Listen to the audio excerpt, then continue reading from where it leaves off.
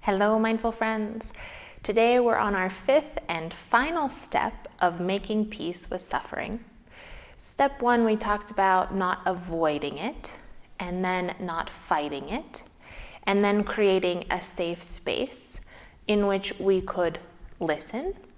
And now that we have listened, we're in the step of nurturing.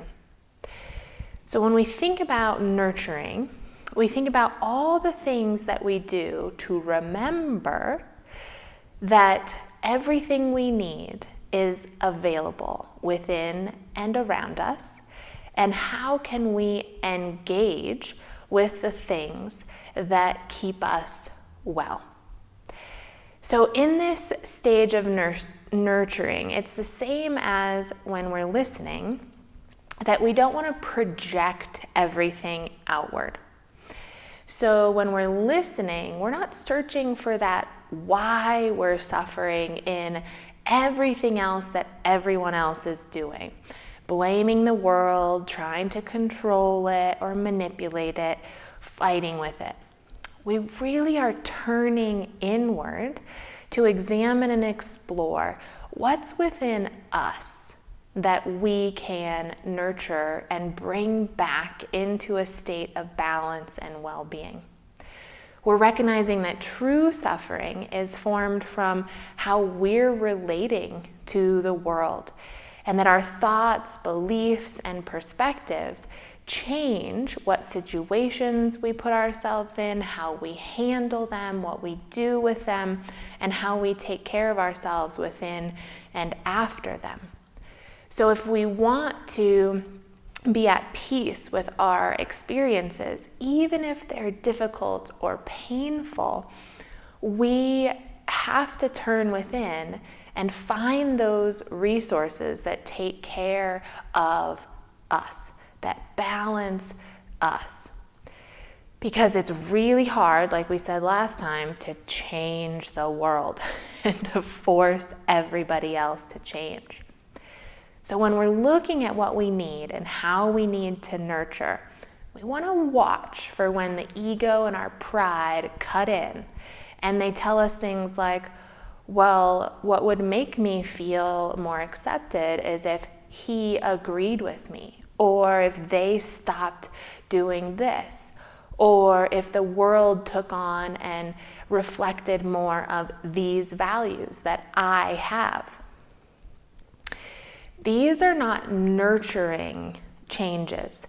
This would be you trying to control the world around you, and it will lead to more frustration and separation and division. Whereas if you switch that and you go back to what we listened to last time, what's the real need behind this suffering? Which we said always comes back to our very fundamental basic needs.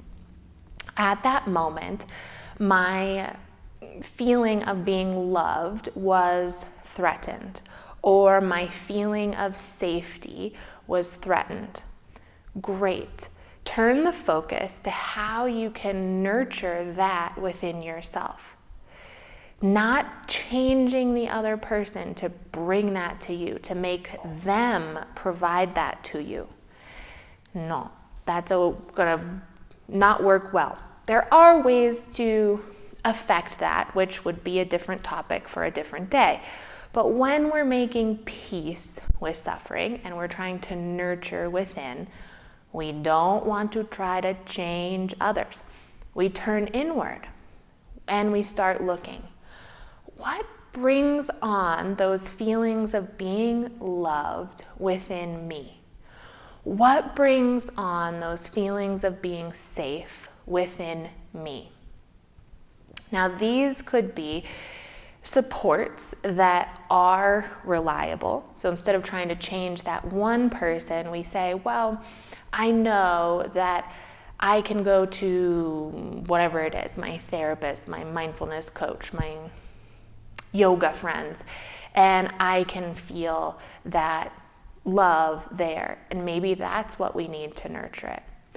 Sometimes maybe it's going into our spiritual practice or prayer, those places where we can access that and feel, wow, I'm held and loved by something so much bigger than this one person or this one situation. So that would be accessing those energies within self that we know are just present in this spiritual practice or in the world around us. It may be that we look into what activities or practices or skills that we've developed remind us and cultivate these energies within ourselves. So I know that whenever I'm looking for peace or a feeling of connectedness and balance, I go to nature. I spend time listening to the birds and looking at the flowers and watching the river flow. Sometimes, it's going to be certain meditations or going on a meditation retreat. Now, those are always very nourishing and nurturing for me, where someone else cultivates that space for you and you get to go arrive and soak it all in. Maybe it's your yoga practice that you just turn on some really relaxing music for yourself and go spend some time doing it. It could be short little pauses of just breathing and giving yourself that gift of, I do have a moment to pause. I do have that. And these are the things that you can engage in, right? Being able to stop and breathe, that's available anywhere at any time. 30 seconds, you can do that. So you're looking into all the things that you can make a choice to access, not the things that you have to go out and push others to do it, or they're the reason I'm sad, so I have to change them. What can you do to feel better? And all of these things that I listed off are things that are always available in the world. No matter where you are, no matter what's happening, you can turn inward and you can pray. You can do a silent meditation. You can breathe. Nature, even if you're in a city, look out the window. There are birds. There is the blue sky. There are clouds. So when we realize this, that they're always there, they're always available, it gives us that trust and that peace of mind. If we've developed the techniques to use these practices, these resources, to come back to center, to remember our true home, our true sources of love and belonging and safety, we get this trust and this peace, right? That we can be okay through anything, because these things are always available to us to re-center us, to remind us what's most important and what is actually most nourishing and nurturing to us in life. So we let go of fighting with everything else without trying to change the external conditions, make everything go our way, and all of a sudden we're opening our minds and our hearts to everything that's already available to us and that we can engage in to start feeling better. And the stronger that these get, and the more that we feed them, cultivate them, help them to grow, the easier it becomes to nurture ourselves through the suffering or the pain that we experience.